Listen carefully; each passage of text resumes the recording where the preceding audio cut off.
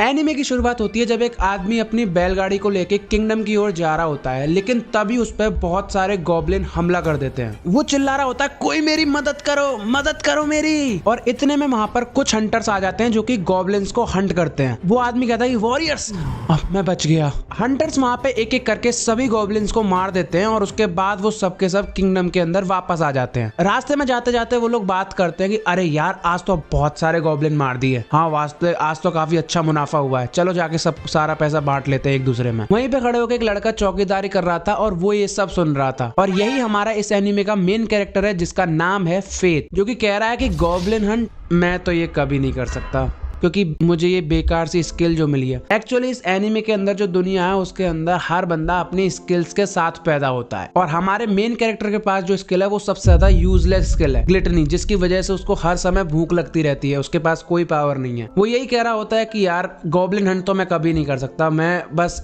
खुशनसीब हूँ कि मुझे यही जॉब मिल गई, वरना मैं तो इसके भी लायक नहीं हूँ। शहर में शाम हो जाती है, बहुत चहल पहल का माहौल होता है। सारे हंटर वगैरह भी अपने लिए स्वॉर्ड खरीद रहे होते हैं, लेकिन तभी आवाज आती है, अरे होली नाइट्स आ रहे हैं। और हम देखते हैं कि 3 होली नाइट्स चल के आ रहे हैं जिनकी वजह से सब लोग छुप चुके हैं। एक्चुअल में ये रॉयल गार्ड्स हैं जो कि बहुत ज्यादा ताकतवर होते हैं और बहुत ज्यादा घमंडी भी हैं। इनकी तो हमारा हीरो वाट लगाएगा, देखना। एक संतरा उनमें से एक के पास आके गिर जाता है जो कि उनके जूतों से छुप जाता है। तभी एक बंदा आता है कि मुझे माफ कर दो सर, मेरे पे गलती से हाथ से फिसल गया। और वो लोग उसे बहुत बुरी तरीके से मारते हैं। तेरी साले हिम्मत कैसे हुई मेरे जूते से तेरी गंदे हाथ की ये चीजें छुपी भी कैसे। लेकिन तभी उनमें से जो उनका लीडर होता है वो उन्हें रोक लेता है कि बस करो, बहुत हुआ, चलो अब यहाँ से। मैं होता ना यहाँ पे, मैं इनकी गुद्दी लाल कर देता, सही बता रहा हूँ। वहां पे खड़े होकर सब लोग देख रहे होते हैं, यहाँ तक कि वो हंटर भी जो कि गॉब्लिन हंट करके आए थे स्टार्टिंग में, वो भी कह रहे होते हैं कि साले रॉयल नाइट्स, यकीन नहीं होता कि लेडी रॉक्सी भी इन्हीं में से एक है। फिर हमारा हीरो दिखाया जाता है जो कि अभी तक चौकीदारी कर रहा है और वो कहता है कि मेरा काम बस पूरा होने ही वाला है, अब मेरी शिफ्ट खत्म हो जाएगी, उसके बाद घर जाके कुछ खाना खाऊंगा। इतने में होली नाइट्स आ जाते हैं और वो कहते हैं कि तूने अपना काम ढंग से किया कि नहीं। तो कहता है हाँ सर, मैंने अपना काम ढंग से किया है, ये ले पकड़ तेरी आज की कमाई। फिर वो उसके सामने कुछ सिक्के फेंक देता है और उससे कहता है कि उठाए ना, क्या हुआ। हमारा हीरो अपनी कमाई को जमीन पे से उठा रहा होता है और इतने में उनमें से उनका लीडर के हाथ को कुचल देता है अपने पैर से। फिर वो हमारे हीरो को बहुत ज्यादा बुली करने लग जाते हैं। हमारे हीरो के बहुत ज्यादा दर्द भी हो रहा होता है। लेकिन इतने में वहाँ पे लेडी रॉक्सी आ जाती है। हाँ, ये वही है जिनके बारे में वो हंटर्स बात कर रहे थे। तुम ये क्या कर रहे हो, इन्हीं सिटीजन्स को तो प्रोटेक्ट करने की हमने कसम खाई थी और तुम इन्हीं को पीटते हो, कितने बेकार हो तुम लोग,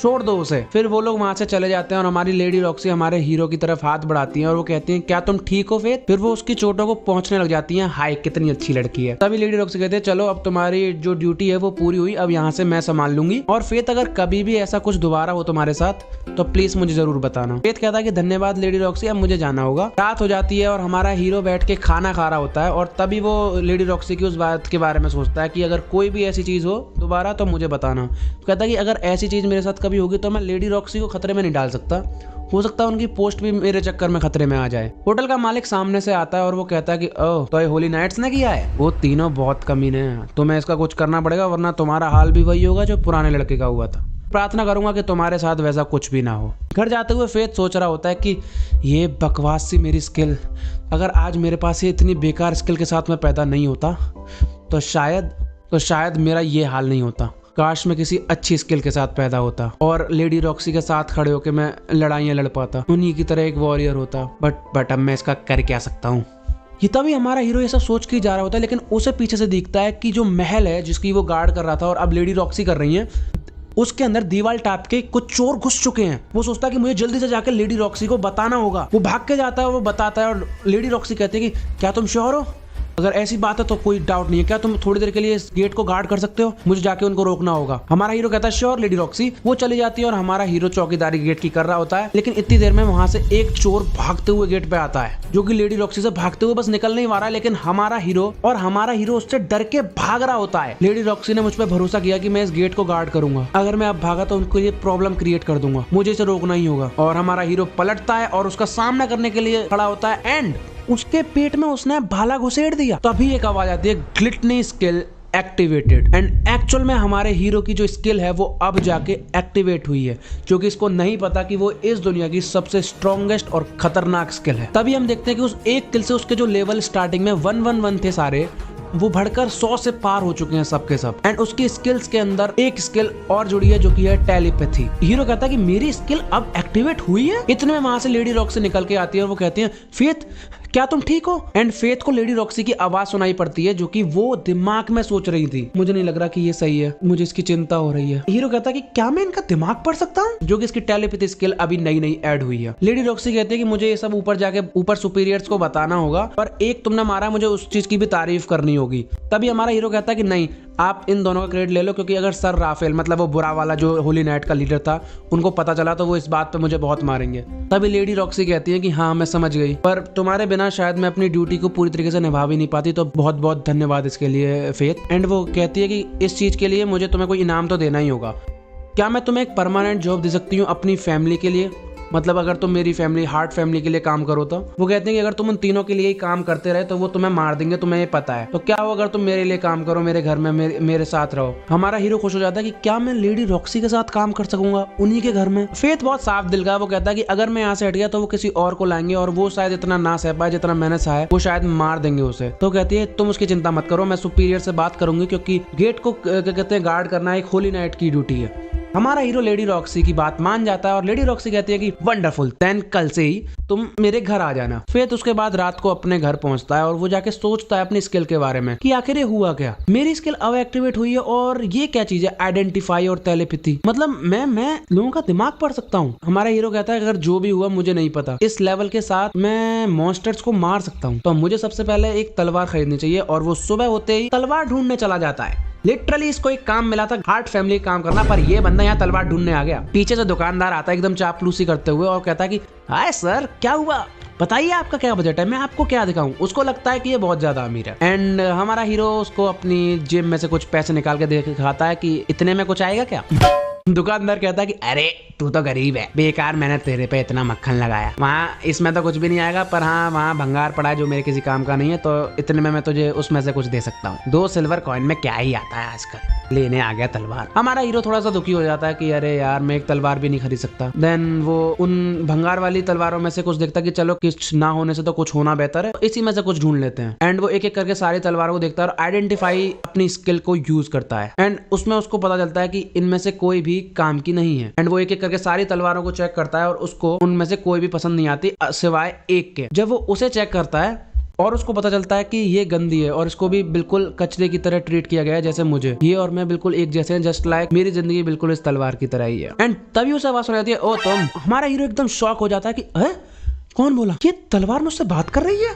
हमारा हीरो आइडेंटिफाई को यूज करता है एंड उसको पता चलता है कि इसका नाम ग्रीड है और ये एक 1 हैंडेड स्वॉर्ड है। इतने में ग्रीड बोलता है कि मुझे खरीदना तुम्हारे लिए काफी फायदेमंद सौदा रहेगा ग्लिटनी। तभी हमारा हीरो एकदम चौंक जाता है और वो कहता है कि तुम कैसे जानते हो? एंड ग्रीड कहता है कि तुम में और मुझ में बहुत सारी चीजें कॉमन है। हीरो कहता है कि क्या सच में? चल झूठा। हमारा हीरो ग्रीड को लेके आ जाता है। तभी हमें दिखाया जाता है कि वो 3 बंदर एक साथ बैठ के बात करते हैं और उनमें से एक लड़की बोलती है कि तुमने सुना राफेल? राफेल उसी लीडर का नाम है। रॉक्सी ने फेथ को अपने घर में काम करने के लिए रख लिया है और हमसे पूछा भी नहीं एक भी बार कि आखिरकार वो हमारे यहाँ काम करता था। चलो क्या हम उस रॉक्सी को सबक सिखाएं कि वेलरिक फैमिली से पंगा लेने का मतलब क्या होता है। अभी राफेल कहता है कि फेथ जैसे लोगों की कमी नहीं है इस दुनिया में, हम किसी और को रख लेंगे। इस चीज के लिए लड़ना कोई भी वर्थवाइल नहीं है। मिमिल मतलब हाँ इस लड़की का नाम मिमिल है। उसने हमारी कंप्लेन भी तो करी है कि हम गार्ड ड्यूटीज को अच्छे से नहीं निभाते। तभी राफेल कहता है कि heart family and valeric family उन 5 ग्रेट फैमिली में से हैं जो कि किंगडम को सपोर्ट करती हैं। इन चीजों के ऊपर अभी लड़ना सही नहीं होगा। चलो मुझे तो अपने काम पे निकलना है, तुम क्या कर रही हो? क्या तुम अब भी उसी चीज पर रिसर्च कर रही हो कि कैसे अमर हो?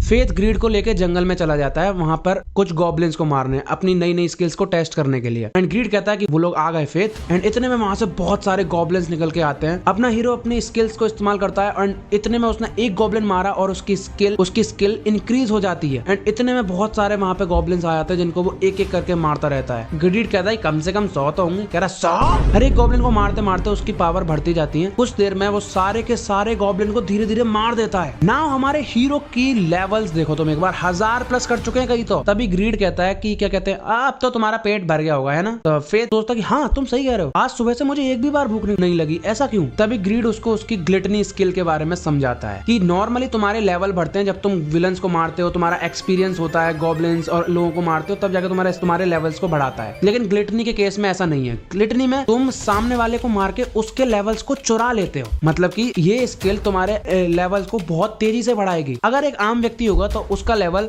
शायद 1 2 3 महीने में 5 6 7 बढ़े, लड़ते लड़ते लड़ते लड़ते बहुत सारे गॉब्लिन्स, बहुत सारे मॉन्स्टर्स मार के। पर ये सामने वाले के जितना भी लेवल होगा उसको चुरा के उसको मारने के बाद अपने में मिला लेगी। तब फेथ पूछता है उससे कि तुम्हें इतना सब कुछ कैसे पता है मेरी स्किल के बारे में।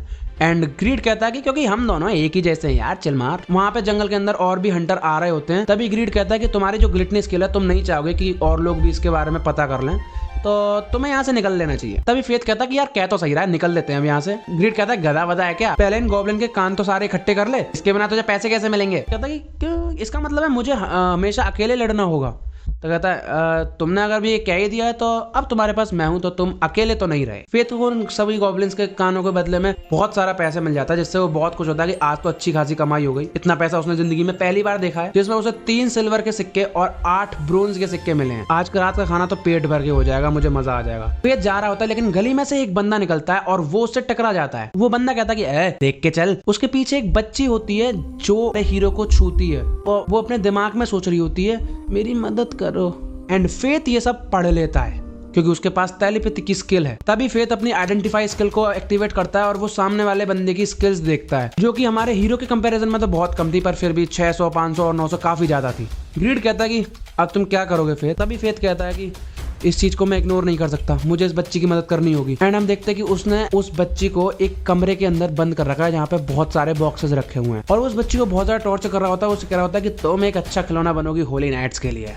एंड वो बच्ची बहुत बुरी तरीके से रो रही है, पीछे से उन बॉक्सेस के ये सब सुन रहा होता है एंड सोच रहा होता है कि ये बंदा काफी ताकतवर है, मुझे इससे संभल के रहना होगा, ये मेरा आखिरी चांस है, मुझे पहली बार कोई शक पावर मिली है और मुझे इसका सही इस्तेमाल करना ही होगा। अगर किसी को मेरी मदद की जरूरत है तो मुझे उसकी मदद करनी होगी। शाम हो रही है, हमें एक चर्च दिखाई जाती है जहाँ पे एक बूढ़ी सिस्टर बच्चों को प्रेयर करना सिखा रही होती है खाने से पहले। लेकिन वहीं पे एक बच्चा उदास बैठा होता है जो कि खाना नहीं खाता। उससे सिस्टर पूछती है कि क्या हुआ, तुम खाना क्यों नहीं खा रहे हो। एंड वो बच्चा बताता है कि इस दुनिया में सब लोग अच्छी स्किल्स के साथ पैदा होते हैं, मेरे पास ये इतनी कमजोर स्किल क्यों है, शायद इसी की वजह से मेरे माँ बाप ने मुझे छोड़ दिया। बूढ़ी सिस्टर उसको दिलासा दे रही होती है और पीछे से एक सिस्टर आती है और वो कहती है वो कहीं नहीं मिल रही, मैं उसको बाहर शहर में और ढूंढ के आती हूँ। बूढ़ी सिस्टर सोच रही होती है कि सहारा एक्चुअल में ये लोग उसी लड़की की बात कर रहे हैं जिसे किडनैपर किडनैप करके ले गया है और अपना हीरो उसको बचाने गया है। हमें सहारा दिखाई जाती है जिसको उस किडनैपर ने एक गोदाम के अंदर चैनों से बांध कर रखा हुआ है जहाँ पर बहुत सारे बॉक्सेस भी हैं। वो उसको बहुत ज्यादा टॉर्चर कर रहा होता है, उससे कह रहा होता है कि तू होली नाइट्स के लिए एक अच्छा खिलौना बनेगी, रो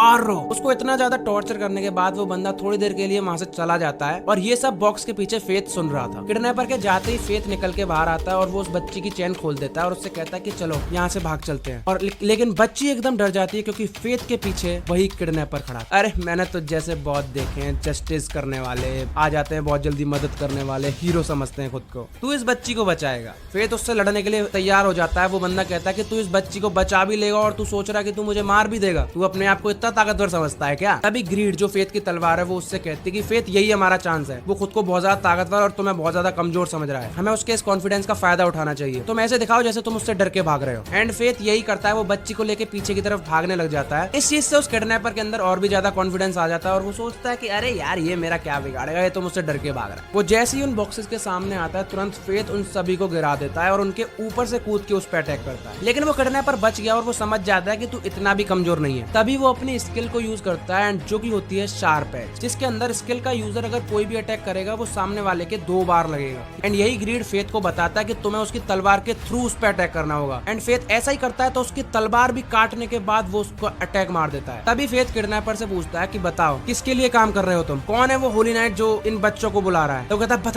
बताता हूँ, उसका नाम है हादो वेलरिक। और जिनको याद होगा, जिनने पहला पार्ट देखा है उनको पता है कि हादो वेलरिक उन्हीं 3 होली नाइट बंदरों में से एक है। एंड तभी हमें दिखाया जाता है कि आखिर हादो उन बच्चों के साथ करता क्या है। वो उनके ऊपर ट्रेनिंग करता है, उनको बुरी तरीके से टॉर्चर करता है और उसमें उसे मजा आता है। But in the and faith उस बच्ची को बचा लेता है उस किडनैपर से और वो उसको लेकर घर जा रहा होता है। रास्ते के अंदर उन दोनों के बीच में बहुत प्यारी सी बातें होती है। फेथ उसको खाना भी खिलाता है बच्ची को और उसके बाद वो दोनों चर्च पहुंचते हैं। सिस्टर रात तक भी सहारा के लिए ढूंढ रही होती है एंड जब उनको वो सहारा दिखता देखती है तो वो दोनों एक दूसरे के बहुत तेज गले लग के रोते हैं। फेथ वहीं पे खड़ा होता है एंड सिस्टर और सहारा दोनों उसको थैंक यू बोलते हैं। अपना हीरो शर्मा जाता है क्योंकि उसको आज तक किसी ने थैंक यू बोला नहीं था। उसके बाद फेथ और ग्रीड रास्ते में ऐसे ही बातचीत करते हुए जा रहे होते हैं। तभी हमें दिखाया जाता है कि एक होटल के अंदर कुछ लोग बात कर रहे हैं। सुना है सर मासून मारे गए, डिवाइन ड्रैगन ने उन पे हमला किया गालिया के अंदर। अब हार्ट फैमिली का क्या होगा? क्या लेडी रॉक्सी उनकी जगह ले पाएंगी? सर मासून ही थे जो कि होली नाइट्स को आउट ऑफ कंट्रोल होने से रोक रहे थे। मुझे नहीं लगता लेडी रॉक्सी उनको रोक पाएंगी। उसके बाद फेथ और ग्रीड वापस से दिखाए जाते हैं जो कि बातचीत करते हुए अभी भी जा ही रहे हैं अपने घर की तरफ। इतने में ग्रीड उससे कहता है कि एक बात बताओ, कल तुम्हारा जॉब पे पहला दिन है ना हार्ट फैमिली के, तो तुम क्या इन्हीं कपड़ों के अंदर जाने वाले हो? तभी फेथ को याद आती है, ओ शिट, मैं तो कपड़े पहनना ही भूल गया। दिन हो गया है, हमारे हीरो का आज काम पे पहला दिन है। वो बहुत अच्छे कपड़े पहन के आया है एंड वो देख के एकदम शॉक हो जाता है कि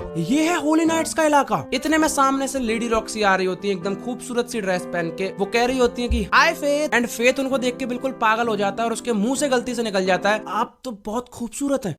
बेवकूफ। एंड वो फेथ को लेके चली जाती है एंड वो दोनों एक कब्र पे रुक एंड लेडी रॉक्सी कहते हैं कि पिताजी ये फेथ है और ये आज से यहाँ पे काम करेगा। हमारा हीरो कहता है कि ये आपके पिताजी है? लेडी रॉक्सी कहती है कि हाँ, ये 5 दिन पहले डिवाइन ड्रैगन के हाथों गालिया के अंदर मारे गए। फिर वो गालिया के बारे में बताती है कि गालिया एक ऐसा इलाका है जो कि बहुत खतरनाक मॉन्स्टर्स से भरा हुआ है। होली नाइट्स की सबसे ज्यादा इंपॉर्टेंट ड्यूटी यही होती है कि उन राक्षसों को वो वहाँ से बाहर ना आने दें। काफी खतरनाक काम है, पर इतना भी नहीं कि किसी की जान चली जाए। लेकिन डिवाइन ड्रैगन जो अपनी जगह से हजारों साल से हिला भी नहीं है, मेरे पिताजी उसके हमले में मारे गए। देन लेडी रॉक्सी कहती है कि जो हुआ उसे भूल जाओ, अब हम दोनों मिलकर इस इलाके को वापस से खुशहाल बनाएंगे। क्या तुम मेरा साथ दोगे फेथ? एंड वो दोनों हाथ ही मिलाने वाले होते हैं, लेकिन तभी इसको याद आता है कि अगर मैंने इनका हाथ छुआ तो मेरी टेलीपैथी स्किल एक्टिवेट हो जाएगी और मैं फिर इनका दिमाग पढ़ पाऊंगा। एंड तभी वो बात को पलट देता है और कहता है कि आप उधर देखिए ना, कितना अच्छा नजारा है। लेकिन वहाँ से एक लड़की आ रही होती है जिसका नाम होता है हारू, और हमें पता चलता है कि एंड हारू चीफ मेड है हार्ट फैमिली की। एंड वो फिर हमारे फेथ को थोड़ा बहुत ज्ञान देके जाती है क्योंकि वो अब उसकी सुपीरियर हुई, क्योंकि फेथ भी वहाँ पे काम करने वाला है। सीन चेंज होता है और हमें दिखाया जाता है कि फेथ वहाँ पे ब्रेकफास्ट कर रहा है एंड इतना अच्छा खाना उसने जिंदगी में पहले कभी नहीं खाया। वो सारा खाना घपाघप लपेटता जा रहा है और वहाँ पे देख के लड़कियां उसको हंस रही होती है, बट चीफ मेड बहुत ज्यादा गुस्सा हो रही होती है कि कैसा जानवर है ये। उसके बाद फेथ वहाँ पे काम करना शुरू कर देता है। उसके थोड़ी देर बाद दिखाया जाता है कि वो तीनों मिलके एक साथ बात कर रहे हैं और वो लोग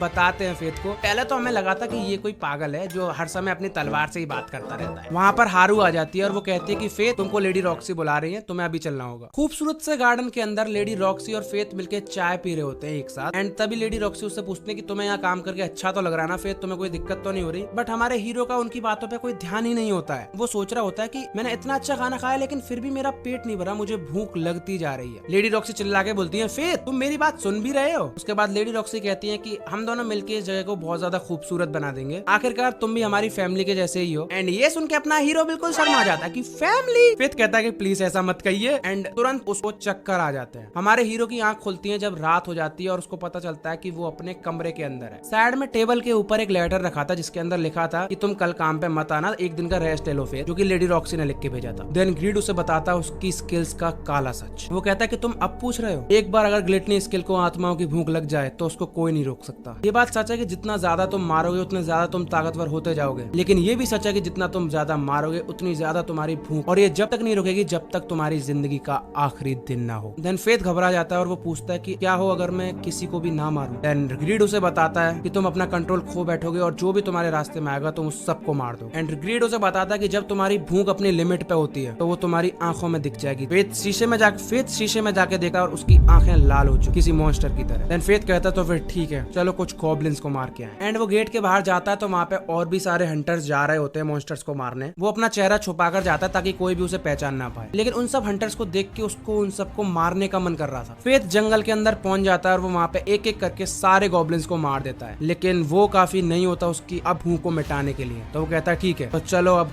हॉब गॉब्लिन के जंगल के अंदर चलते हैं। एंड वो उस जंगल में जाता है और एक एक करके बहुत सारे हॉब गॉब्लिन्स को मार देता है। तब जाके उसकी भूख शांत होती है और उसकी आंखों का कलर वापस नॉर्मल होता है। पीछे से एक राक्षस निकल के आता है जिसके हाथ में एक हंटर है, मतलब उसने उस हंटर को मार दिया। ग्रीड उसे बताता है ये है गॉब्लिन किंग। किंग, इन सब गॉब्लिन्स का राजा जिनको तुमने मारा है। फेथ अपनी आइडेंटिफाई स्किल से उसकी पावर चेक करता है तो उसको पता चलता है कि इसके पास स्किल है हेल्थ रीजनरेशन और उसके लेवल्स भी काफी ज्यादा ऊपर, और जिसकी वजह से इस पे कोई भी हमला होगा तो उसका घाव अपने आप बहुत जल्दी भर जाएगा। फेथ कहता है कि हेल्थ रीजनरेशन ये तो मुझे चाहिए। तभी गॉब्लिन किंग चुपचाप बैठ के उस हंटर को खा रहा होता है जो उसने पकड़ा था, एंड पीछे से अपना हीरो उस पर हमला कर देता है और उसका हाथ काट देता है। उन दोनों के बीच में एक तगड़ी सी फाइट होती है जिसके एंड में अपना हीरो आखिरकार गॉब्लिन किंग को मार ही देता है। तभी उसकी सारी की सारी स्किल्स और उसके लेवल आके अपने हीरो के लेवल्स में मिल जाते हैं। फेथ थक कर बैठ जाता है एंड तभी ग्रीड कहता है फाइनली तुम्हारे पास इतने लेवल है कि अब तुम मेरे फर्स्ट लेवल को एक्टिवेट कर सको। फेथ कुछ समझ नहीं पाता, वो कहता है कि तुम्हारा पहला लेवल। ग्रीड उसे बताता है कि मेरी नई फॉर्म जो कि काफी ज्यादा ताकतवर है। देन फेथ कहता है कि तुम्हारी नई फॉर्म सुनने में तो इंटरेस्टिंग लग रहा है। फेथ अपने सारे के सारे लेवल्स को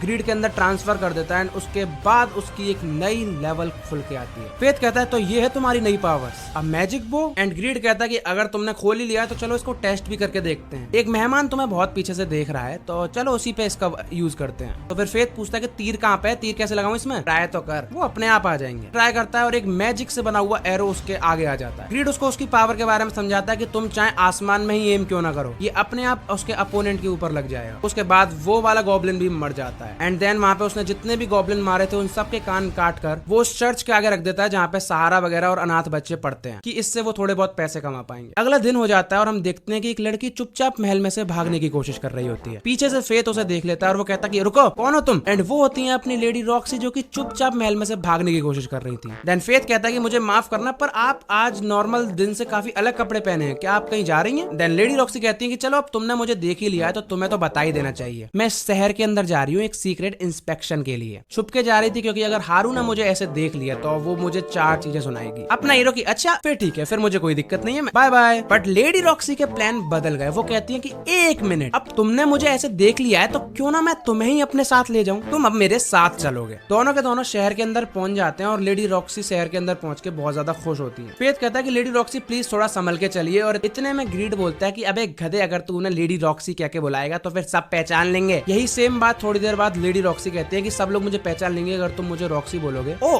आइडिया, क्यों ना तुम मुझे लेक्सी कहो। What the fuck. ग्रीड बोलता है कि बस ये इतना ही आगे तक सोच सकती है। उसके बाद रॉक्सी बोलती है कि सॉरी मैं बहुत ज्यादा ही बोल रही थी, मैं आज बस थोड़ी सी ज्यादा एक्साइटेड हूँ क्योंकि हम एक साथ बाहर घूमने आए हैं। एंड अपना हीरो शर्मा जाता है एंड उसके बाद लेडी रॉक्सी को भी रियलाइज होता है कि ओ ये मैंने क्या बोल दिया। ग्रीड कहता है कि बच्चे कहीं के। फेथ को उस पर गुस्सा आती है, वो कहता है कि अब तू चुप बैठ जा, और वो गुस्से से उसको निकालता है। लेडी रॉक्सी फेथ को रोक देती है कि तुम्हें अपने हथियार को इस तरीके से ट्रीट नहीं करना चाहिए। ग्रीड कहता है कि देखो देखो सीखो कुछ इससे, कितनी प्यारी लड़की है। तभी रॉक्सी को रियलाइज होता है कि तुम और मैं इतने टाइम से साथ हैं लेकिन फिर भी मैंने तुम्हारी तलवार को अभी तक गौर से नहीं देखा है। तभी फेथ सोचता है कि लेडी रॉक्सी और किसी को भी मेरी स्किल के बारे में नहीं पता है, किसी भी हाल में इनको मेरी स्किल के बारे में नहीं पता होना चाहिए कि वो कितनी ज्यादा खतरनाक है। तभी फेथ के हाथ से ग्रीड फिसल जाता है एंड वो लेडी रॉक्सी उसे कैच कर लेती है। एंड तभी लेडी रॉक्सी उसकी तलवार देखती है और वो कहती है कि ये काफी जंग लग रही है इसके अंदर, मैं तुम्हें अपने लोहार से मिलवाऊंगी। एंड देन वो ग्रीड से कहता है कि मुबारक हो, तुम्हारी कुछ मरम्मत होने वाली है। उसके बाद ग्रीड कुछ बोलता नहीं है। क्या हुआ, तुम शांत क्यों हो? देन ग्रीड कहता है कि चुप रह यार, मैं ख्वाबों के अंदर हूँ, मेरा मूड खराब मत करे। देन फेथ उससे पूछता है कि कैसे ख्वाब? एंड देन ग्रीड कहता है लेडी रॉक्सी खूबसूरत तो बहुत है, मुझे सच में तुम्हें तोड़ देना चाहिए। वो दोनों बाजार के अंदर आ जाते हैं और वहाँ पे जाके घूम रहे होते हैं, सारा सामान लेके करके देख रहे होते हैं, मजे कर रहे होते हैं। तभी थोड़ी देर में एक आवाज आती है कि होली नाइट्स आ रहे हैं। एंड वहाँ से एक लाल बाल वाला मुर्गा निकल के आता है। सब लोग सर झुकाए खड़े होते हैं और सोच रहे होते हैं कि जब से सर मोसोन मरे हैं इन लोगों का आतंक कुछ ज्यादा ही बढ़ गया है। लेडी रॉक्सी और फेथ पीछे से खड़े होकर देख रहे होते हैं चुपचाप। देन ग्रीड बोलता है कि ये तो बड़ा गधासा है। एंड फेथ उसको चुप करा रहा होता है, कह रहा होता है कि शट अप। एंड ये शट अप उस होली नाइट ने सुन ली। वो गुस्से में इसकी तरफ बढ़ रहा होता है कि कौन है जो मेरे आगे बोल रहा है। फेथ सोचता है कि आज तो गया, क्या वो तुम थे? फेथ उससे माफी मांग लेता है कि सर मुझे माफ कर दो। को मारने ही वाला होता है लेकिन इतने में लेडी रॉक्सी उसे रोक लेती है। देन वो लाल बाल वाला मुर्गा कहता है कि तू कौन है बे लड़की, तेरी हिम्मत कैसे हुई होली नाइट के आगे बोलने की? एंड तभी लेडी रॉक्सी को समझ आता है कि ओ शिट, यहाँ तो लोग मुझे पहचान लेंगे। लोग बात भी करने लग जाते हैं कि कहीं ये लेडी रॉक्सी जैसी नहीं लग रही है। फेथ सोचता है कि अब तो ये पहचान में आने वाली है, मुझे कुछ ना कुछ करना होगा। एंड ग्रीड उसे आइडिया देता है कि ऐसी एक्टिंग करो जैसे तुम दोनों जन्मों के आशिक हो। इससे कोई भी नहीं सोचेगा कि वो एक लेडी रॉक्सी है, क्योंकि लेडी रॉक्सी तुझ जैसे गधे से थोड़ी ना प्यार करेंगी। देन फेथ शॉक्ड हो जाता है और कहता है कि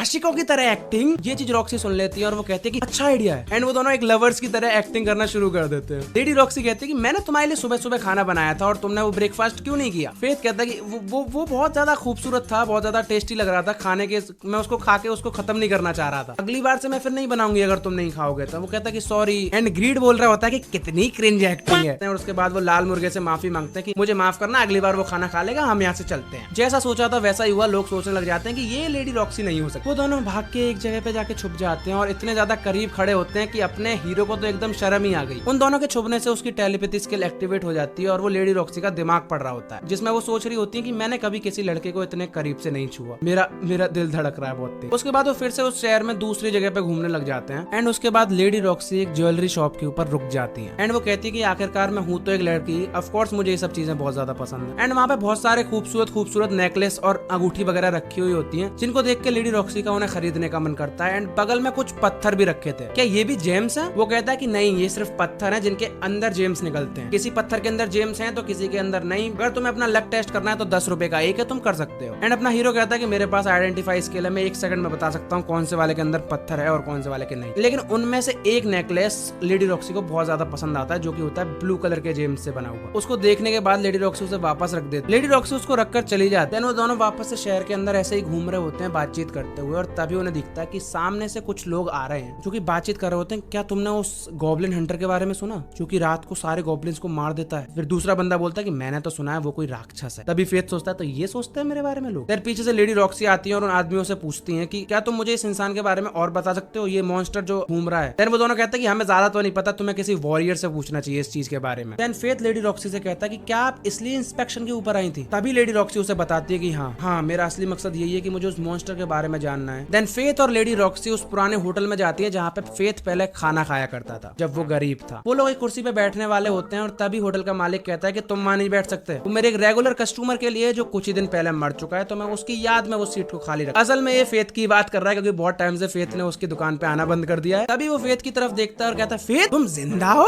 देन फेथ पूछता है अब तो मैं बैठ सकता हूँ ना यहाँ पे? तो कहता है हाँ बिल्कुल यार बैठ। फेथ उसको लेडी रॉक्सी से इंट्रोड्यूस करता है, वो कहता है कि ये मेरे साथ काम करती है मेरी नई जॉब के अंदर, इनका नाम है लेक्सी। देन होटल का मालिक कहता है कि फेथ तुम्हें मानना तो पड़ेगा, एक तो इतने टाइम बाद तुम आए और वो भी अपनी नई गर्लफ्रेंड के साथ। अगर ये गर्लफ्रेंड वाली बात लेडी रॉक्सी को बुरी लग गई तो ग्रीड उसे और डरा देता है और वो कहता है कि हाँ शायद तुम्हारी जान भी चली जाए। उसके बाद वो लोग वहाँ पे ऐसे ही नॉर्मल बातचीत कर रहे होते हैं। उसके बाद वो लोग वहाँ पे नॉर्मल उस मॉन्स्टर की बातचीत कर रहे होते हैं जो रात को घूम के गॉब्लिन्स को मार रहा है। और तभी एक बंदा होटल के अंदर आता है एंड ये बुड्ढा इंसान भी पहले फेथ का दोस्त हुआ करता था। जैसे ही वो फेथ को देखता है तभी वो कहता है भूत। एंड देन वो सब लोग बैठ के उसी मॉन्स्टर के बारे में बात करने लग जाते हैं। देन वो बुड्ढा कहता है कि हाँ इसी की वजह से होली नाइट्स डायरेक्ट अपने हाथ में मैटर लेने वाले हैं एंड वो उस पर हमला करेंगे। फेथ ये सुन के घबरा जाता है एंड ग्रीड बोलता है तुमने अभी अभी अपने सारे लेवल मुझे दिए थे, तुम तो गए भाई। थोड़ी देर बाद वो लोग वहाँ पे बैठ के बातचीत ही कर रहे होते हैं। इतने में वहाँ पे कुछ गुंडे मवाली टाइप के वॉरियर आ जाते हैं खाना खाने के लिए। थोड़ी देर बाद वो लेडी रॉक्सी को तंग करने लग जाते हैं कि आजा लड़की हमारे साथ बैठ के खाना खा, अकेले क्या बैठी है इन लोगों के साथ। फेथ को गुस्सा आ जाती है, वो उससे लड़ने के लिए तैयार हो जाता है लेकिन जरूरत ही नहीं पड़ी, लेडी रॉक्सी ने उसको एक घूंसे में पटक दिया। तो सबको शक हो जाता है कि ऐसा अटैक तो सिर्फ एक होली नाइट ही कर सकता है। तभी लेडी रॉक्सी सबके सामने अपनी आइडेंटिटी खोल देती है और सबको पता चल जाता है कि ये लेडी रॉक्सी है। वो लोग फिर लेडी रॉक्सी से माफी मांगते हैं और लेडी रॉक्सी उन्हें माफ कर देती है। वो बुड्ढे इंसान और सब होटल वाले कह रहे होते हैं ये बिल्कुल सर मासूम की तरह है। अपने हीरो को भी ये देख के खुशी होती है। फिर सब लोग बैठ के आराम से चिल मार रहे होते हैं एंड ये लोग उसके बाद लाहौर के पास जाते हैं जो कि ग्रीड को एकदम चमका देता है। उसके बाद वो लोग घर की तरफ जा ही रहे होते हैं लेकिन उनको एक आवाज सुनाई देती है एंड वो जाके देखते हैं तो उन्हें पता चलता है कि वहाँ पे वो 3 बंदर खड़े हैं एंड उनमें से वो हादो वेलरिक जो कि बच्चों को किडनैप कराता है, उन्हें टॉर्चर करता है, वो वहाँ पे भी एक बच्चे को टॉर्चर करता है सरेआम। लेडी रॉक्सी कहते हैं कि हादो उस बच्चे को छोड़ दो अभी। उसके बाद फेथ उस बच्चे को बचा के अपने साथ ले आता है। देन लेडी रॉक्सी राफेल से कहती है कि राफेल तुमने मुझे बताया क्यों नहीं था कि तुम आज उस मॉन्स्टर की हंट में जाने वाले हो। उसके बाद राफेल बहाने बनाने लग जाता है कि मुझे लगा कि तुम अपनी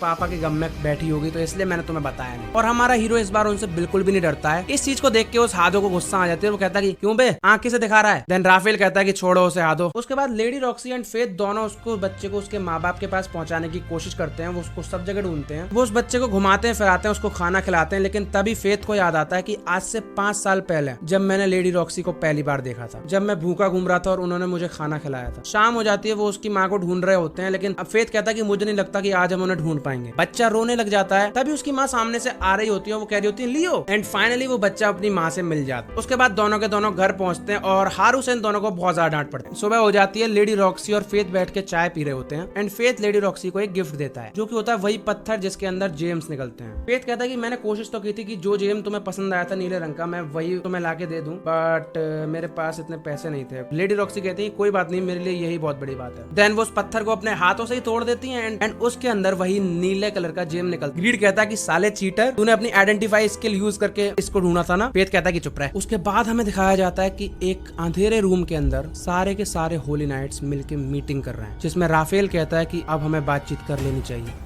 गालिया के ऊपर। रात हो चुकी है, हमें जंगल का सीन दिखाया जाता है जहाँ पर कुछ वॉरियर्स गए हैं, पर उन्हें वहाँ पे सिर्फ गॉब्लिन्स की लाशें ही दिखती हैं। तभी वो देखते हैं कि उनके आगे अपना हीरो खड़ा है एंड वो सब वहाँ से भाग जाते हैं। तभी अपना हीरो मास्क हटाता है और वो कहता है टॉप्स नाम अच्छा लगा मुझे। ग्रीड बोलता है कि अब तुम घर नहीं चल रहे, मुझे अपने लेवल को बढ़ाना होगा जितना ज्यादा मैं बढ़ा सकता हूँ। कुछ समय में होली नाइट्स मेरे पीछे आने वाले हैं। सुबह हो जाती है, फेथ अपने काम पर लग जाता है एंड लेडी रॉक्सी उससे आगे कहती है कि आज हम दोनों को कहीं पे जाना है तो तुम जल्दी से तैयार हो जाओ। थोड़ी देर बाद वो लोग जा रहे होते हैं, एक घर के आगे जाके रुकते हैं जहाँ पे एक लेडी उनकी स्वागत के लिए खड़ी होती है एंड वो एक्चुअल में लेडी रॉक्सी की मम्मी है, जो कि आजकल काफी ज्यादा बीमार रहती हैं। लेडी रॉक्सी उनसे जाके गले मिलती हैं और वो फेथ को भी इंट्रोड्यूस कराती हैं एंड फेथ उन्हें इतना पसंद आया कि वो सीधे ही उससे पूछ लेती हैं कि क्या तुम्हें मेरी बेटी पसंद है। लेडी रॉक्सी शर्मा के अपने कमरे में चली जाती है एंड उसके बाद उनकी मम्मी और फेथ ऐसे ही बात करने लग जाते हैं। लेडी रॉक्सी अपने कमरे में पहुंच चुकी हैं और वो अपने पिताजी की तस्वीर देख के काफी ज्यादा दुखी हैं। उनको उनके पापा के संग कुछ बातें याद आती हैं और वो सोचती हैं कि मैं अपना वादा नहीं निभा पाई,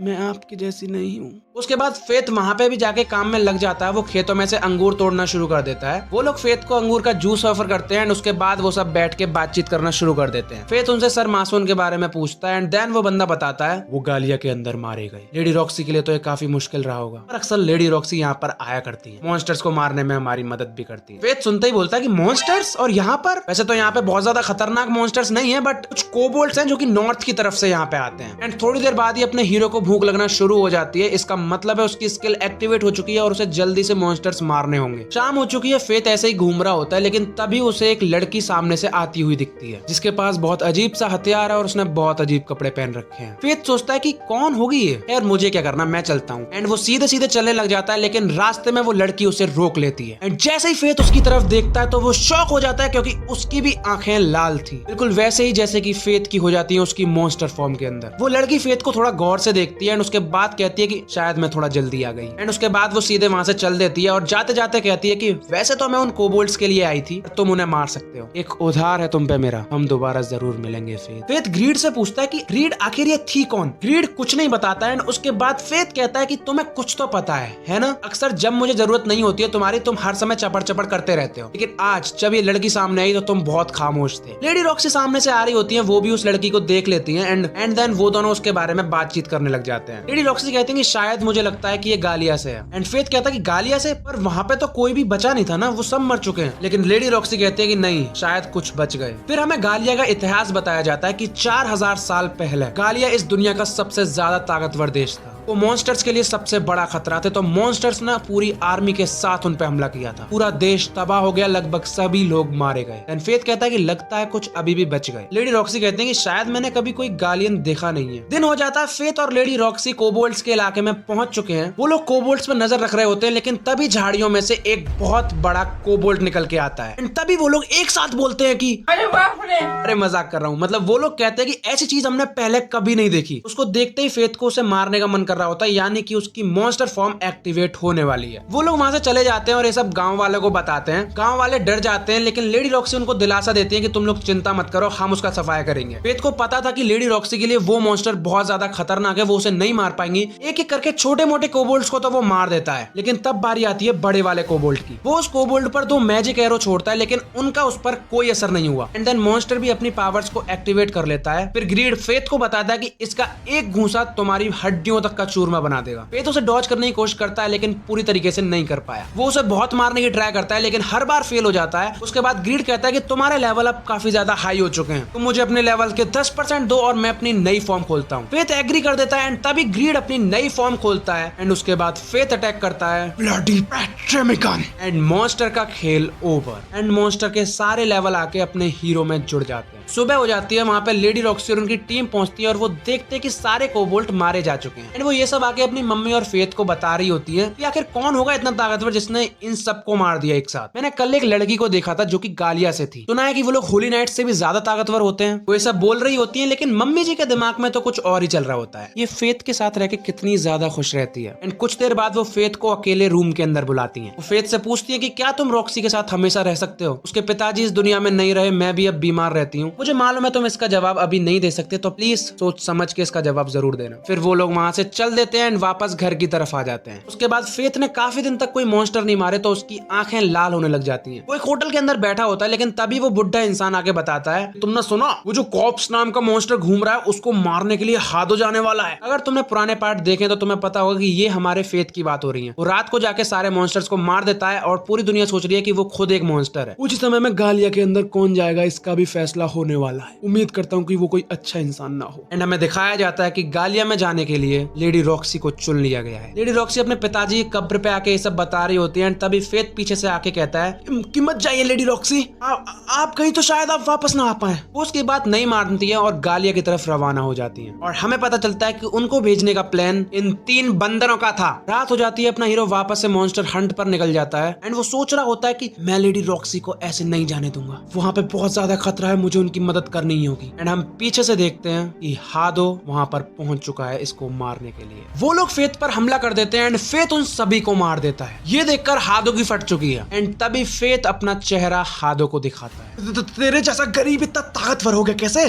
तू एक होली नाइट के सामने खड़ा है। हादो फेथ पर अटैक करता है, लेकिन फेथ ने उसकी तलवार ही काट दी। ये देखने के बाद हादो इतनी तेज डर जाता है कि वो वहां से भागने लग जाता है, बट फेथ उसे जाने नहीं देता है। एंड वो, तुम लोग आम इंसान को कीड़ों की तरह ट्रीट करते हो एंड तुम चाहते हो कि मैं तुम्हें छोड़ दूं। एंड फेथ उसे बहुत ज्यादा मारता है। वो उसके ऊपर मैजिक अटैक्स भी करता है, तो उसको पूरी तरीके से खत्म कर देता है। एंड उसके बाद ग्रीड कहता है कि क्या तुम मेरी सेकंड फॉर्म ओपन नहीं करना चाहते? वैसे भी इसके लेवल्स जब से मेरे अंदर आए तब से मुझे घिन आ रही है खुद से। एंड ग्रीड अपनी नई फॉर्म खोलता है जो कि होती है एक स्काइथ, जिसकी पावर्स होती है कि ये किसी भी चीज को काट सकती है, कोई भी इसके रास्ते में हो। हमें दिखाया जाता है कि लेडी रॉक्सी गालिया की तरफ निकल चुकी है। उसके बाद फेथ भी लेडी रॉक्सी के पीछे चुपचाप गालिया के लिए निकल लेता है। तभी हम देखते हैं कि किंगडम के महल के ऊपर एक लड़की खड़ी है और वो कहती है कि सब चीज वैसे ही जा रही है जैसे सोचा था। लेडी रॉक्सी किंगडम की राजधानी के अंदर पहुंच जाती है, जहाँ पे उनको आर्मी भी मिलती है। उन्हें कुछ अपने पुराने दोस्त भी वहाँ पे मिलते हैं एंड ऐसे सोल्जर्स भी जिन्होंने उनके पिता के साथ काम किया है। हमें दिखाया जाता है किंगडम के अंदर उन 3 बंदरों में से एक, वो लड़की फेथ ने जिन मॉन्स्टर्स को मारा था उनके ऊपर रिसर्च कर रही होती है। एंड उसे पता चलता है कि मैजिक एरोज तो सिर्फ मॉर्टल्स इनके वेपन ही छोड़ सकते। सभी लोग, हम टेट्रा के अंदर पहुंच चुके हैं। फेथ वहाँ पे पहुंच चुका है और वो कहता है कि ये जगह बिल्कुल भी नहीं बदली है। फेथ एक होटल के अंदर कुछ खाने के लिए जाता है और हम वहाँ पे देखते हैं कि एक लड़का कुछ वॉरियर्स से भीख मांग रहा होता है। इस मेरे गाँव को आपकी जरूरत है, हमारी मदद कीजिए। तू क्या सोचता है इतने पैसों से हम तेरे यहाँ पे जाके मॉन्स्टर्स को मारे? एंड वो उस लड़के को मारने लग जाते हैं, लेकिन तभी फेथ आके उसे बचा लेता है। एंड वो कहता है कि काफी समय बाद मिले सेट। एंड हमें दिखाया जाता है कि फेथ बचपन में इसी गांव के अंदर रहा करता था और सेट वो लड़का है जो कि इसे हमेशा टॉर्चर करता था। तू भिखारी पानी पी के क्या करेगा, तेरी भूख तो वैसे भी नहीं खत्म होनी, भिखारी भिखारी। फेथ के पिताजी भी मॉन्स्टर्स को मारा करते थे और जब वो घायल हो जाते थे तो फेथ उनका इलाज करता था। कुछ समय बाद फेथ के पिताजी मॉन्स्टर्स के हमले में मर जाते हैं। एंड अब इस अनाथ को कौन संभालेगा, भाग यहाँ से, वापस लौट के मत आइयो कभी। एंड फेथ यहाँ से भाग जाता है। हम प्रेजेंट टाइम में वापस आते हैं एंड देखते हैं कि सेट फेथ से भीख मांग रहा होता है कि प्लीज प्लीज मेरे गांव की मदद करो। फेथ कहता है कि ठीक है मैं तुम्हारी मदद कर दूंगा। देन सेट उसको अपने गांव में लेके जाता है एंड फेथ पे कोई भी वहां पे भरोसा नहीं करता। देन वो लोग घर में बैठ के चाय पी रहे होते हैं और हमें पता चलता है कि सेट अब वैसा नहीं रहा जैसा ये पहले हुआ करता था। ये बदल चुका है और लोगों की कदर करता है और इसके पास एक बेटी भी है। फेथ सेट से पूछता है कि मुझे इन मॉन्स्टर्स के बारे में बताओ। एंड देन सेट उसे बताता है कि ये कुछ महीने पहले से शुरू हुआ है। वो कोई आम मॉन्स्टर्स नहीं है, वो उड़ भी सकते हैं। तभी ग्रीड कहता है कि अगर ये उड़ सकते हैं तो ये वही है। फेथ पूछता है कि क्या तुम्हें इनके बारे में कुछ भी पता है ग्रीड? एंड ग्रीड कहता है कि जरूर ये गारगोइल्स हैं। ये पहले जानवरों पे अटैक करते हैं देखने के लिए कि अगर इंसान कैसे रिएक्ट करेंगे एंड उसके बाद ये झुंड में एक साथ इंसानों पे अटैक कर देते हैं। देन वो बच्ची फेथ को एक टॉफी देती है क्योंकि उसे भूख लग रही थी, लेकिन उस टॉफी के अंदर सेट के पिता ने नींद की गोली मिला दी थी। फेथ सो चुका है और रात को अब मॉन्स्टर्स आ चुके हैं। सेट कहता है कि क्या वो पागल हो गए हैं, वो फेथ को सैक्रिफाइस करने वाले हैं। वो झुंड में आ चुके हैं, उन्होंने आते ही गांव में आतंक मचा दिया है। ग्रीड फेथ को जगाने की बहुत ज्यादा कोशिश करता है, लेकिन फेथ उठने में नहीं आता। उसकी बलि चढ़ानी है,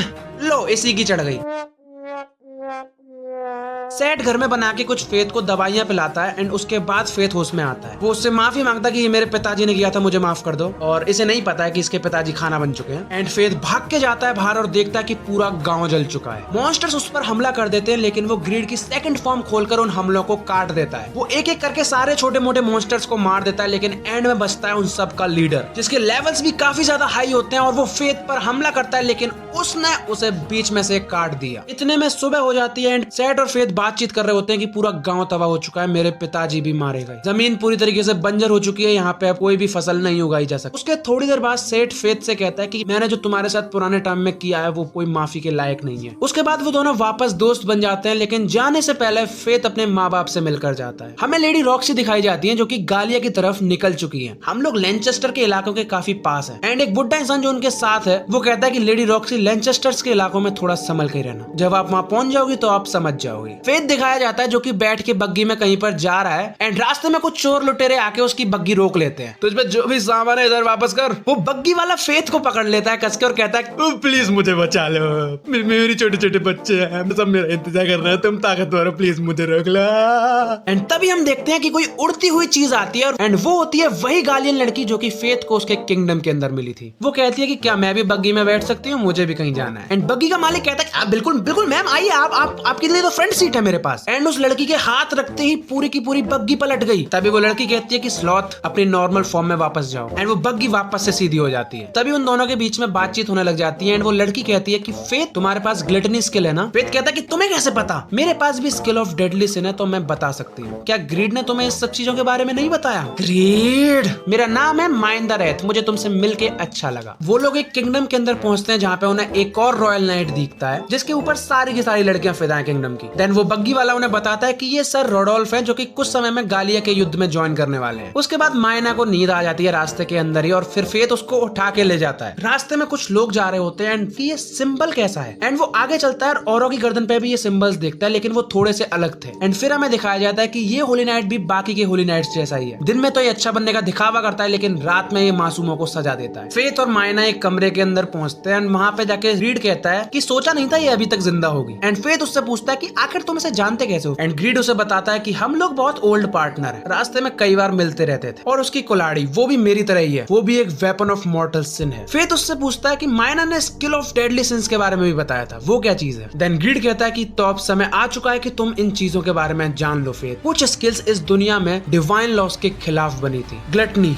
रेथ, ग्रीड, स्लॉथ, लस्ट और एनवी एंड प्राइड, और इन्हीं को कहा जाता है the skill of deadly sins and the weapon of mortal sins. उसकी आंखें वापस से लाल होने लग जाती हैं तो वो रात को फिर से कुछ मॉन्स्टर्स को मारने के लिए निकल चलता है एंड वो वहां पर अपनी नई पावर्स को टेस्ट भी करता है जो कि उसे उड़ने वाले मॉन्स्टर्स को मारने के बाद मिली थी। एंड तभी हम देखते हैं कि कुछ वॉरियर्स उन सैंड गोलम को मारने के लिए आए हुए होते हैं लेकिन उनका पाला पड़ जाता है एक क्राउन बीस्ट से। फेथ आके उन्हें बचा लेता है, वो उस क्राउन बीस्ट से लड़ता है। वो क्राउन बीस्ट नए नए टाइप के अटैक करता है और बैटल लंबी चलती है लेकिन इन दी एंड फेथ ने उसे हरा दिया। दिन हो जाता है, फेथ घर आता है और घर आके कुछ देखता है। क्या देखता है तुम खुद ही देख लो।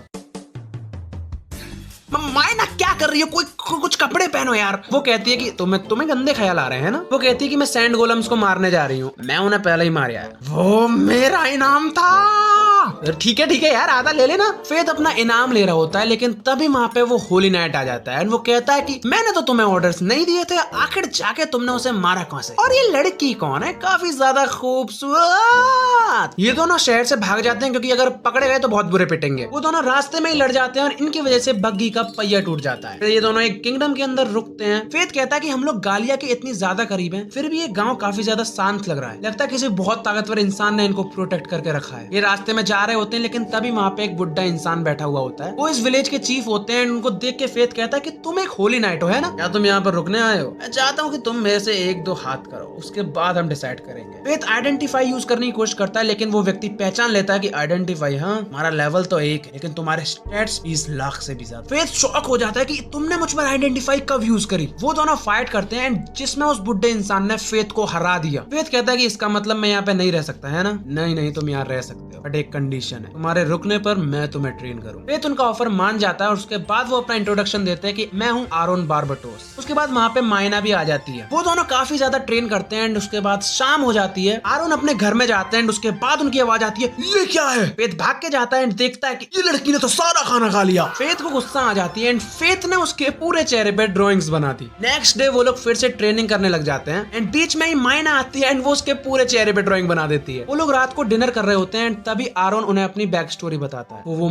महल किसी टाइम पे मेरा घर हुआ करता था। जब मैं मिशन के लिए घर से बाहर गया, एक क्राउन बीस्ट ने उन पर हमला कर दिया एंड उसने मेरे बेटे, मेरे बच्चों सबको खत्म कर दिया। उस दिन के बाद से आज तक वो क्राउन बीस्ट अपनी आर्मी के साथ उस महल में रहता है। मेरा परिवार आज भी उसके कब्जे में और मैं उसे बचा नहीं पाया। एंड उसके बाद फेथ महल में जाने के लिए तैयार हो जाता है एंड आरोन कहते हैं कि मैं भी तुम्हारे साथ चलूं। उसके बाद मायना कहती है कि तो मैं गांव की रखवाली करूंगी, बस मुझे 50 सोने के सिक्के दे देना। उसके बाद वो लोग मॉन्स्टर्स को मारते हुए महल के अंदर जाते हैं एंड वहां जाके देखते हैं कि पूरा महल सजा हुआ है। वो देख के एकदम शॉक हो जाता है एंड फेथ को पता चलता है कि ये लोग असली नहीं है। देन ग्रीड से फेथ कहता है कि क्या हम इस इफेक्ट को तलवार से काट नहीं सकते? एंड ग्रीड बताता है कि हाँ, तुम इसे काट तो जरूर सकते हो, लेकिन ये जितनी भी आत्माएं यहाँ पे भटक रही हैं, सब मासूमों की आत्मा इसमें कैद होकर रह जाएंगे और वो कभी बाहर नहीं आ पाएंगे। आरोन अपने बेटे के भूत से लड़ने लग जाते हैं एंड फेथ को मिल जाता है क्राउन बीस्ट। उन दोनों के बीच में बैटल होती है। थोड़ी देर में आरोन भी वहां पर पहुंच जाते हैं। डायना, इस बार मैं तुम्हें बचा के ही रहूंगा। एंड आरोन और फेथ दोनों मिलकर क्राउन बीस्ट को मार देते हैं। सारी की सारी आत्माएं फ्री हो जाती हैं एंड फाइनली आरोन अपने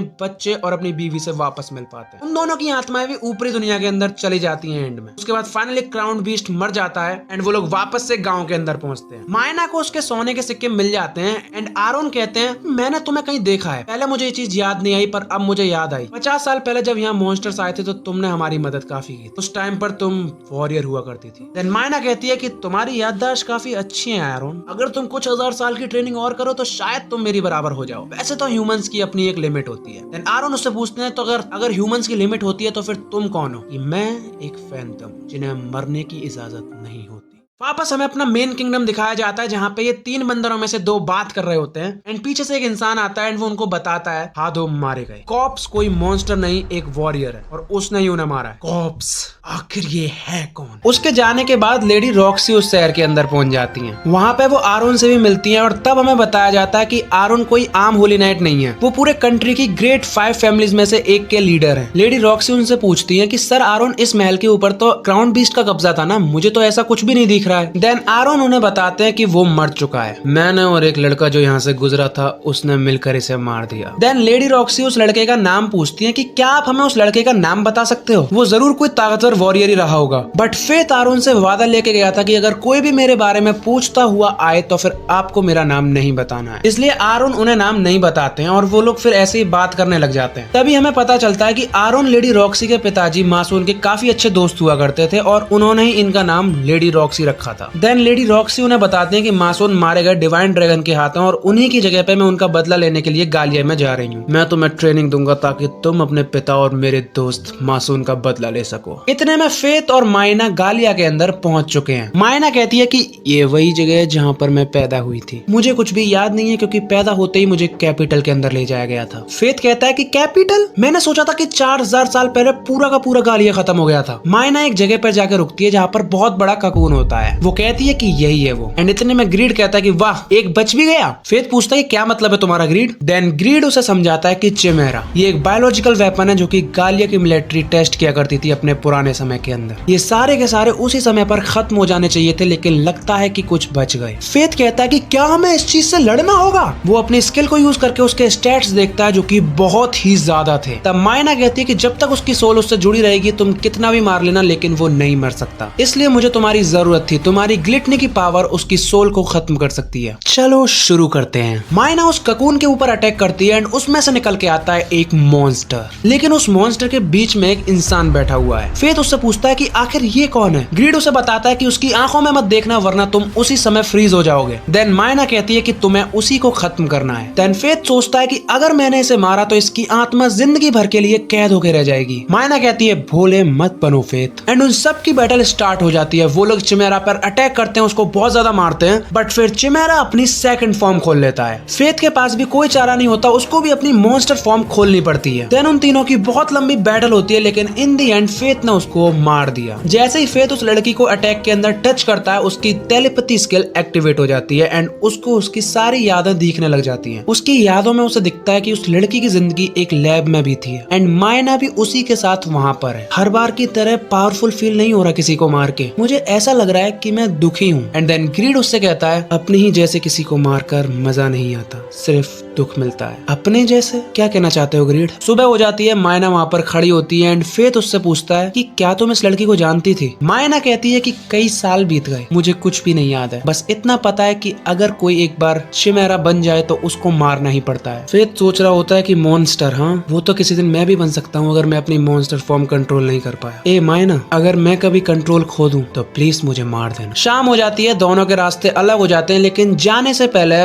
मायना उससे कहती है, जब हम दोबारा मिलेंगे तो शायद तुम तब तक मर चुके होगे। उसके बाद वो चली जाती है एंड फेथ ने ग्रीड का लेवल 3 एक्टिवेट कर लिया, जो कि होती है एक शील्ड। रात हो जाती है, फेथ बेबिलियन के पास पहुंच जाता है एंड ग्रीड उसे रास्ता बताता है। वो लोग किंगडम के अंदर पहुंच जाते हैं और वहाँ पर लेडी रॉक्सी भी पहुंच जाती है। सब लोग, आम जनता भीड़ लगा लेती है वहाँ पर एंड फेथ भी यही सब देख रहा होता है, लेकिन उसके पीछे से आवाज आती है, मरने वाली है। पीछे वही लड़की खड़ी होती है जो कि पिछले एपिसोड के अंदर महल पर खड़ी थी। वो कहती है कि रॉक्सी इस बार मरने वाली है। सुबह हो जाती है और शहर के अंदर बहुत सारे वॉरियर्स आ चुके हैं गालिया के बैटल के अंदर जाने के लिए। अपना फेथ भी ऐसे ही शहर के अंदर घूम रहा होता है और वो कह रहा होता है कि ये शहर कितना महंगा है यार। इतने में ग्रीड की नजर जाती है एक स्वॉर्ड कवर के ऊपर एंड वो कहता है, ए भाई भाई दिला देना भाई, प्लीज प्लीज, भाई नहीं है तो मेरा, देख दिला दे यार, दिला दे। दुकानदार अंदर से निकल कर आता है एंड वो कहता है कि ओहो, ये तो काफी खतरनाक जलने के निशान लग रहे हैं, कोई भी आम निशान नहीं है, लगता है आप कोई ज्यादा ताकतवर वॉरियर हैं। मैं आपकी स्वॉर्ड के लिए आपको एक अच्छा सा स्वॉर्ड कवर बना के दे सकता हूँ। फेथ भी मान जाता है जब वो दुकानदार स्वॉर्ड देख के रेट बताता है कि इसके लिए तो सिर्फ 500 गोल्ड कॉइन लगेंगे।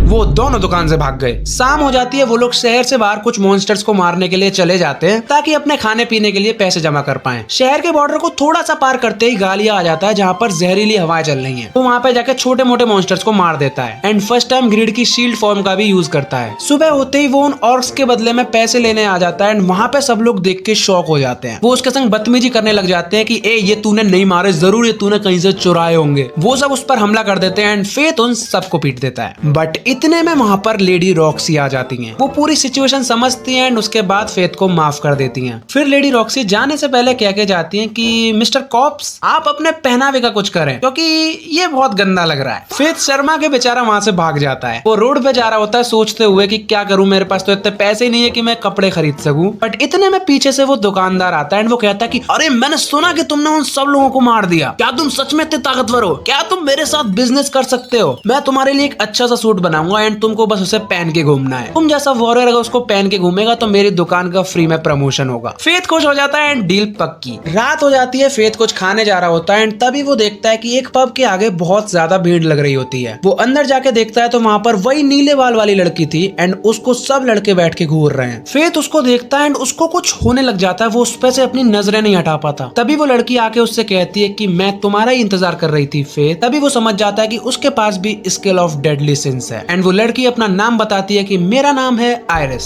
Iris the lust. उसकी स्किल के इफेक्ट में कोई भी अगर उसको देखेगा तो वो उसके प्यार में पागल हो जाएगा। एंड फेथ भी बड़ा मुश्किल से कंट्रोल कर रहा होता है खुद को एंड वो लोग बैठ के बातचीत करने लग जाते हैं। आयरिस उसे बताती है कि मैं तुम्हें जब से देख रही हूँ जब से तुम एक लाचार बेसहारा इंसान थे, और हाँ कांग्रेचुलेशंस कि तुमने एक चिमेरा को मार दिया। उनको मारना काफी ज्यादा आसान नहीं होता है। मुझे अफसोस है तुम्हें ये बताने में कि अभी भी ऐसे कई सारे बचे हुए हैं। एंड हाँ, तुमने जिसको मारा वो तो बड़ा भी नहीं हुआ था, वो तो बच्चा था अभी। जब वो बड़े हो जाते हैं तब उनकी असली पावर निकल के आती है एंड जिस हिसाब से होली नाइट्स वीक हैं, मुझे नहीं लगता उनमें से कोई भी उसके सामने टिक पाएगा। देन आयरिस कहती है कि अब मैं तुम्हें असली में बताती हूँ कि आखिर तुम्हें यहाँ लाने का मेरा मतलब क्या था। मैं इस किंगडम की गार्डियन हूँ और मेरा काम है इस शहर की रखवाली करना, चाहे अगर कोई चीज आज कितना भी बड़ा लॉस हो, पर अगर वो 500 साल बाद भी फायदेमंद होता है तो उस काम को मैं करूंगी। और इसलिए मैं तुम्हें बताना चाहती हूँ कि रॉक्सी को आज मरना होगा। फेथ को बहुत तेज गुस्सा आती है। वो कहता है कि तुम लेडी रॉक्सी को मारना चाहती हो। देन वो बताती है कि सबसे ज्यादा लोग जिस होली नाइट को चाहते हैं वो रॉक्सी ही है, और अगर वो आज मर गई तो उनकी गुस्सा से एक ऐसा पावरफुल इंसान पैदा होगा जिसके अंदर सब तरीके की स्किल्स होंगी एंड वो आगे जाके किंगडम्स की रखवाली करेगा। फेथ गुस्सा होकर वहां से चला जाता है एंड वो कहता है कि चाहे कुछ भी हो जाए मैं लेडी रॉक्सी को बचा कर रहूंगा। रात को फेथ वापस से मॉन्स्टर्स मारने के लिए निकल जाता है ताकि उसकी मॉन्स्टर फॉर्म वापस से एक्टिवेट ना हो पाए। बहुत सारे मॉन्स्टर्स मारने के बाद वो वहीं पे थोड़ी देर सोने लग जाता है एंड जैसे ही वो सोता है उसको वही चिमेरा लड़की दिखती है जो कि उससे कुछ कह रही होती है बट उसको सुनाई नहीं देता है एंड वो जैसे ही नीचे देखता है वो सभी मॉन्स्टर्स और सभी लोग जिनको उसने मारा था। असल में वो उस दुनिया में पहुंच चुका है जहाँ पर ग्लिटनी से सारी मारी गई आत्माएं कैद होकर रह जाती हैं। वो सारी आत्माएं उसको नीचे खींच रही होती हैं, लेकिन जब ही उसकी आंख खुलती है एंड उसको महसूस होता है कि वहाँ पर कई सारे क्राउन बीस्ट हैं, वो उनके ऊपर हमला करता है लेकिन उनमें से एक भी भागता नहीं है। एंड देन ग्रीड कहता है कि ना ये भाग रहे हैं ना ही ये तुम पर हमला कर रहे हैं वापस, ऐसा लग रहा है जैसे कि इनको कोई कंट्रोल कर रहा है। एंड देन फेथ उनके पीछे चला जाता है। सीन चेंज होता है, हमको दिखाया जाता है कि क्राउन बीस्ट ने लेडी रॉक्सी की प्लाटून के ऊपर हमला कर दिया है। वो लोग उनसे लड़ने का ट्राई करते हैं लेकिन कोई फायदा नहीं, लेडी रॉक्सी मरने ही वाली होती है पर वहां पर कॉर्प्स पहुंच जाता है, मतलब कि अपना हीरो फेथ। एंड फेथ ने उन सबको एक एक करके मार दिया। वो सब उसे थैंक यू बोलते हैं एंड लेडी रॉक्सी कहती है आखिरकार हम वापस मिल ही गए mister corpse. And then Faith उन सबसे कहता है कि इन सब के ऊपर देखो कुछ निशान बन रहे हैं। तभी उनकी टीम में से वो बुढ़ा आदमी कहता है कि तुम सही कह रहे हो, क्राउन बीस्ट एक साथ कभी काम नहीं करते, कुछ तो अजीब है। जब से वो डिवाइन ड्रैगन आया तब से गालिया के अंदर अजीब चीजें होती रहती हैं। फेथ उसके बाद अपने रास्ते निकल जाता है और भी सारे चिमेरास को ढूंढने के लिए। ढूंढते ढूंढते दिन हो जाता है। वो एक जंगल के अंदर पहुंचता है जहाँ पर आयरिस खड़ी थी, बट जब तक वो वहाँ पहुंचा वो वहाँ से जा चुकी थी, लेकिन उसने जो देखा वहाँ पर चिमेरास थे। पर असल में वहाँ पर 4 के निशान थे जिनमें से सिर्फ एक ही था, मतलब कि 3 वहाँ से जा चुके हैं। तभी फेथ को कुछ हमलों की आवाज सुनाई देती है जो कि लेडी रॉक्सी की तरफ से आ रही थी एंड वो जाके देखता है कि लेडी रॉक्सी की तरफ पर 3 चिमेरास उनसे लड़ रहे होते हैं। फेथ वहाँ पर जाके उनकी मदद करने लग जाता है। उनमें से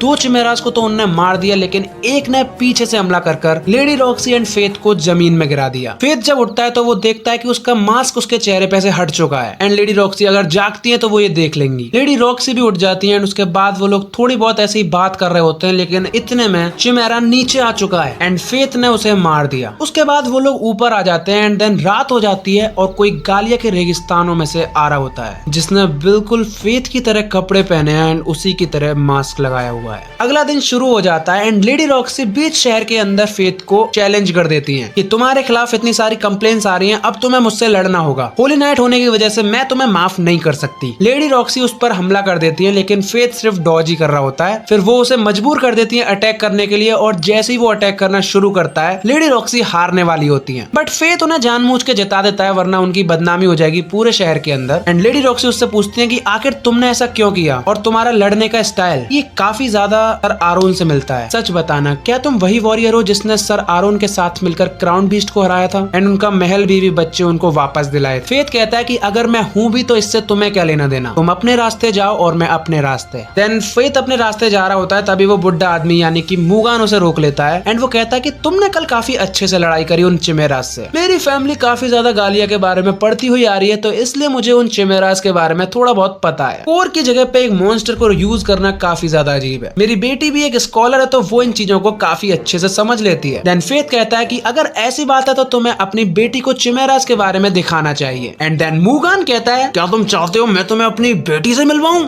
नहीं, मैंने ऐसा कुछ नहीं कहा। और फिर क्या कह रहे थे, बचोगे नहीं तुम मेरे हाथों? कुछ देर बाद शाम हो जाती है। फेथ लेटा हुआ होता है एंड सोच रहा होता है मायना के साथ उसकी आखिरी मुलाकात के बारे में। उसने कहा था कि तुम्हें डोमेन ऑफ ई तक पहुंचना होगा, इसी लेवल पर डिवाइन ड्रैगन की पावर है और अगर तुम डोमेन ऑफ ई तक नहीं पहुंच पाए तो तुम उससे नहीं लड़ पाओगे। ज्यादा अपनी स्किल को पुश मत करना वरना तुम अपना कंट्रोल खो दोगे और मॉन्स्टर फॉर्म में पहुंच जाओगे। तभी एकदम से सायरन बजने लग जाता है एंड हमें बताया जाता है कि मॉन्स्टर शहर पे हमला करने वाले हैं। लेडी रॉक्सी एंड पूरी की पूरी आर्मी उनसे लड़ने जाती है एंड चुपचाप अपना फेथ भी निकल जाता है। तभी फेथ को कुछ महसूस होता है एंड वो अपनी स्किल को एक्टिवेट करता है एंड उसे दिखता है कि कोई चीज जमीन के अंदर से रॉयल आर्मी पे पीछे से हमला करने वाली है। फेथ उस पर मैजिक एरो छोड़ता है, तभी वो चीज बाहर निकल कर आती है। वो होता है एक स्लाइम टाइप क्राउन बीस्ट। उन दोनों के बीच में बैटल होती है जिसमें फेथ अपनी शील्ड से उनके अटैक को डॉज करता है। वो जमीन के अंदर से भागने की कोशिश करता है लेकिन फेथ उसे वहां भी पकड़ लेता है। वो सोचने लग जाता है कि आखिर ये मर क्यों नहीं रहा है एंड तभी हम देखते हैं कि उसके ऊपर खड़ा है वही बंदा जो रेगिस्तान में था। फेथ सोचता है कि मेरे जैसा मास्क, क्या ये आयरिस है? चलो देखते हैं। फेथ उस पर हमला कर देता देता है एंड तभी ग्रीड बोलता है कि ये स्वॉर्ड एनवी,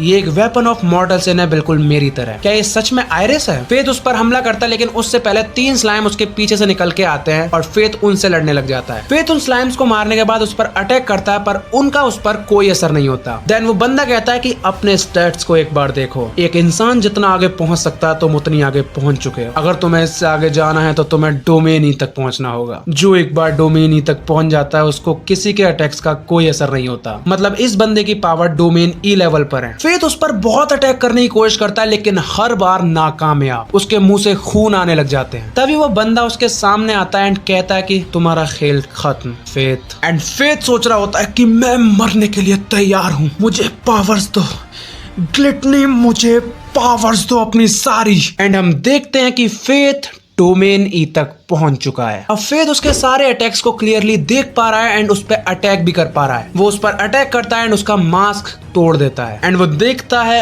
नॉर्दर्न, वही होली नाइट जो लेडी रॉक्सी के साथ था। देन वो बंदा कहता है कि नहीं, तुम पूरी तरीके से सही नहीं हो। वो कहता है कि मैं आयरिस की तरह नहीं हूँ एंड तभी वो एक फ्लूट बजाता है और डिवाइन ड्रैगन आ चुका है जो कि लेडी रॉक्सी की तरफ जा रहा है और 30 सेकंड के अंदर पहुंच भी जाएगा। फेथ वहां पे जाने की कोशिश करता है लेकिन वो बंदा उसे रोक देता है एंड हम देखते हैं कि लेडी रॉक्सी और उनकी पूरी आर्मी मॉन्स्टर से लड़ रही होती है। तभी वहां पर डिवाइन ड्रैगन अपीयर हो जाता है। उसको देखकर लेडी रॉक्सी भी डर जाती है एंड वो लेडी रॉक्सी पे अटैक करता है और सब कुछ तबाह हो गया। लेकिन हम तभी देखते हैं कि फेथ ने उन्हें बचा लिया, बट उस अटैक में फेथ का मास्क टूट जाता है एंड लेडी रॉक्सी उसकी शक्ल देख लेती है। वो कहती है कि फेथ, बहुत समय बाद मिले लेडी रॉक्सी। फेथ कहता है कि आपको यहाँ से जाना होगा, मैं इसको ज्यादा समय तक नहीं रोक सकता और हाँ, मुझे माफ करना कि मैंने आपसे इतनी देर तक झूठ बोला। हर चीज के लिए बहुत बहुत शुक्रिया लेडी रॉक्सी। एंड वो उस डिवाइन ड्रैगन से लड़ने के लिए चला जाता है। वो अपनी एक स्किल की मदद से डिवाइन ड्रैगन को थोड़ी देर के लिए फ्रीज कर देता है एंड तब वो फिर उस बंदे से लड़ता है। वो बंदा समझ जाता है एंड कहता है कि अगर तुम मुझसे पूरी स्ट्रेंथ से लड़े तो तुम डिवाइन ड्रैगन को एक जगह पर नहीं रोक पाओगे, तो इस समय मैं तुमसे ज्यादा ताकतवर हूँ। एंड ऐसा ही होता है, फेथ उससे अच्छे से नहीं लड़ पाता। इवन उसने फेथ का हाथ भी काट दिया। वो फेथ को मारने ही वाला होता है लेकिन उससे पहले हम देखते हैं कि फेथ ने पीछे से उसके अंदर तलवार डाल दी। जैसे उस बंदे को लगा कि वो तो जीत ही जाएगा, ये कमजोर हो चुका है, तभी उसने इल्यूजन मैजिक यूज कर दिया एंड अपने हाथ को सेक्रीफाइस कर दिया ताकि उसको भरोसा हो सके। उसको मारते ही फेथ अपनी वापस से ग्लिटनी की दुनिया के अंदर पहुंच जाता है एंड वहां पर वही चिमेरा वाली लड़की आ जाती है। वो कहती है कि मैंने तुमसे कहा था कि तुम्हें सावधान रहना होगा, मेरा नाम लूना है और थैंक यू सो मच मुझे मारने के लिए। फेथ दुखी हो जाता है ये सोचकर कि अब उसकी आत्मा हमेशा ग्लिटनी स्किल में फंसी रह जाएगी और वो कभी भी फ्री नहीं हो पाएगी। तभी वो लड़की कहती है कि दुखी मत हो, ये अच्छे के लिए था और हाँ, मैं माफी चाहती हूँ कि मैं इससे ज्यादा तुम्हारे लिए कुछ नहीं कर सकती। एंड वो देखता है कि नीचे मॉन्स्टर्स की आत्माओं से भरा हुआ समुंदर था एंड वो लड़की है जो उसे बार बार उसमें गिरने से रोक लेती है। एंड वो कहती है कि जैसे ही तुम डिवाइन ड्रैगन को मार दोगे तुम्हारी स्किल आउट ऑफ कंट्रोल हो जाएगी एंड तुम इस समुंदर में गिरकर कभी वापस नहीं आ पाओगे। माफ करना पर मैं इससे ज्यादा तुम्हारी मदद नहीं कर पाऊंगी। एंड हम देखते हैं कि नीचे की जमीन टूटने लग जाती है एंड वो समुद्र में गिरने ही वाला होता है लेकिन उसका हाथ किसी ने पकड़ लिया। एंड ये इस पूरे एनीमे का मेरे लिए सबसे ज्यादा अनएक्सपेक्टेड पॉइंट था।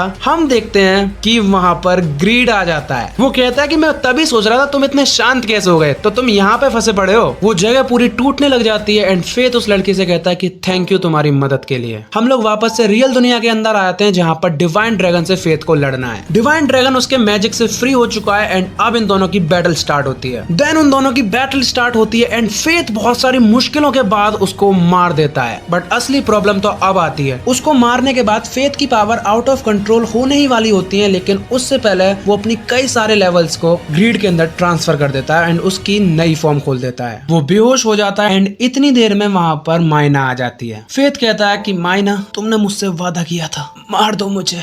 मायना कहती है कि सोचा नहीं था ये दिन इतनी जल्दी आएगा। वो फेथ को मारने ही वाली होती है लेकिन उससे पहले लेडी रॉक्सी आके उसे बचा लेती हैं। वो कहती है कि आखिर तुम क्या कर रहे हो, तुम खुद को मारना चाहते हो, चाहे तुम्हारे अंदर कोई भी पावर क्यों ना हो, वो मुझे तुमसे नफरत नहीं करा सकती। फेथ, खुद को संभालने की कोशिश करो। फाइनली उसकी ग्लिटनी स्किल कंट्रोल में आ जाती है एंड वो मॉन्स्टर बनने से रुक जाता है। सब लोग घर पहुंचते हैं, शहर में अपना खुशी का माहौल होता है एंड फेथ अपने कमरे में सो रहा होता है। वो जागता है एंड देखता है कि आयरिस एंड मायना उसके कमरे में आ चुकी हैं एंड देन वो लोग बात करने लग जाते हैं एंड फेथ को पता चलता है कि नॉर्दर्न एनवी के कंट्रोल में था। आयरिस कहती है कि अगर अब डिवाइन ड्रैगन जा चुका है तो एक नया एरा शुरू होने वाला है एंड हमें तुम्हारी उसमें जरूरत है। शाम होने से पहले फेथ वहां से चला जाता है एंड जब लेडी रॉक्सी उसके कमरे में आती है एंड वो देखती देखती हैं कि वहाँ पे बस एक लेटर रखा हुआ है। वो उसे पढ़ती हैं एंड उसके अंदर लिखा था, मुझे माफ करना लेडी रॉक्सी, पर मुझे जाना होगा। मैं ये वादा करता हूँ कि एक दिन आपके पास जरूर आऊंगा, पर जब तक आपको अपना ध्यान रखना होगा और इस शहर को संभालना होगा। एंड हम देखते हैं कि आयरिस, मायना एंड फेथ तीनों के तीनों गालिया के अंदर घूम रहे हैं। एंड ग्रीड की 4th फॉर्म में उसके अंदर पावर आ चुकी है कि वो अब फेथ के हाथ भी सही कर सकता है। एंड देन तीनों चल पड़ते हैं एक नए सफर के ऊपर। एंड यहीं पे हमारा ये एनीमे होता है। एंड तुम लोग बताना कि तुम लोगों को ये कैसा लगा।